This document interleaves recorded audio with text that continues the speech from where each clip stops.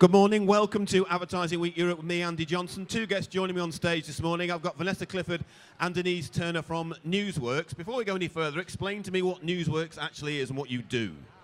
Okay, so we're the trade marketing body for all of the national newspapers, so we represent them in all of their forms, print, digital, mobile, anything that there's a news brand's published on, we represent them to clients and media agencies. Of course, many of them are here this week and are staging events like the Guardian stage, so do you go along and offer moral support? Do you boo from the sidelines? What do you do when you're there? A bit of both. Well, we definitely offer the moral support, but actually it's really useful to hear the debate that is happening on their particular stages, because then we can sort of talk to our clients and agencies about what the debate is and help carry on that debate after Ad Week is finished. I'm very delighted you've introduced a new term to me. I've had so many thrown at me this week. We've had fake news that we know all about. Yep. But you're telling me about alternative truths. Explain that to me. It's alternative facts. Well, alternative facts, beg your pardon. Yeah, it's a bit of an American term, coined to do with the election, but it's what we used to call myths. So it's when people kind of assert things and say things like, we know this is true, when in fact it's not, it's just made up. We get quite a lot of it around proven media and news brands. Give me a few examples. Perfect example, young people don't read newspapers anymore. People say that with such certainty when it's not true. And are they talking about young people not reading newspapers, print newspapers, or are they talking about online? Oh, no, they mean in an eternity, everything. Right. It's a throwaway comment. We will have heard it from the stage this week. It's layer after layer of them. And does that annoy you? Does it irritate you? Do you just go around actually saying, no, that's not true, this is the truth? Well, it's interesting because we did Vanessa, we did a project last year called Sample of One, because actually the tendency is that we can all base everything on our own experience, and we got a group of young media planners to fill in a media diary for a week. And they're just not at all representative of the population, so they think everybody's like them and doesn't read newspapers or watch live telly or all of those sorts of things, but they do. But this has been going on for years and years and years, because when I started in print many years ago, I won't say how many, but it was a long while ago, even then, and this was before, shows how long ago, it was before the age of digital and mobile phones and all that sort of thing, that they were stressing out about young people not reading the evening papers, or the only time they read them was to maybe see what was on the cinema or see what jobs were available.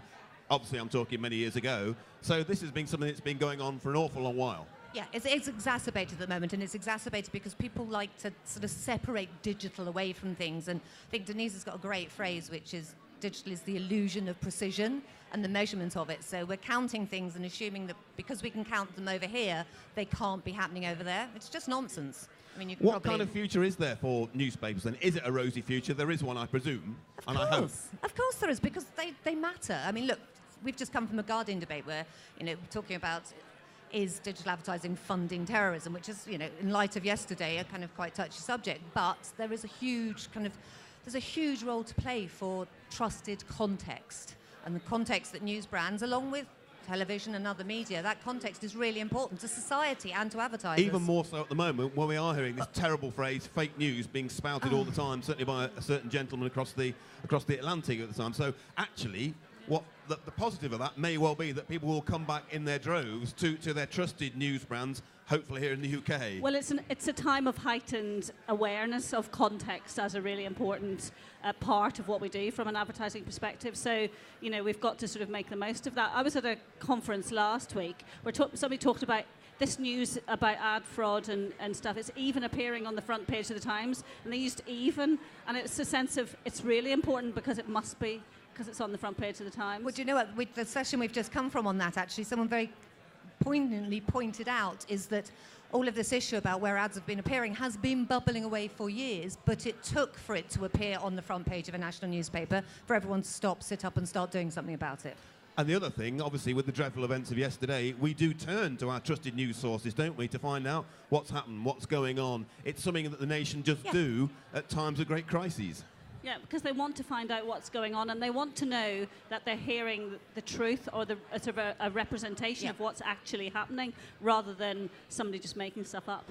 One of the other things, looking on the positive side of things, is that news can be spread over so many different channels and platforms now, can't it? And most of our media is adapting to that quite well. I know it's meant for the likes of people like me, journalists, have had to lose their jobs or adapt, but that's life in general. But we can get our news in a whole variety of different ways, and we can get it instantly now, can't we, as well? We don't have to wait. A newspaper by default is out of out of date the moment it's printed. That no longer matters. Well, you've got layers of platforms to it. So digitally you can pick up the news instantly, and then you can go to a printed source of it, which will be more curated and with a little bit more thought and time. It's where they can start telling the story behind the headlines. It gives you the analysis and the why so behind it's layers the what. of it. It's not alternatives.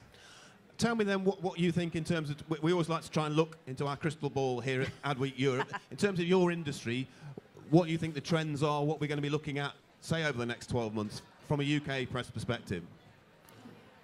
Hopefully we're going to be seeing some growth. There's certainly audience growth. We talk about audience decline, but actually there's audience growth, and that will continue. As I said, the more the world is in flux and all things are happening, we've got that. They will be continuing to innovate. More and more people will be reading them and looking at them and grasping platforms. It's looking healthier now than it ever has done. Yeah, and making the most of that trusted environment so that brands who want to be part of it can tap into those engaged readers that news brands have across all platforms. Well, look, thank you very much for joining us. You came and had a chat at the stage. You found yourselves up here talking to me. You can go away now, have a relax, probably get a vodka. Or maybe that's just me. Early for a vodka. Yeah, probably, isn't it? It's Thursday. I'm feeling a bit D-Mob happy. Thank you very much. Enjoy the rest of Adweek. Very welcome. And of course, we are lucky in this country. We have a whole raft of great news organisations and sources we can tap into. And obviously, today is probably the time to do that with what happened in this great city yesterday. Keep up with us. Keep talking to us on #AWEurope.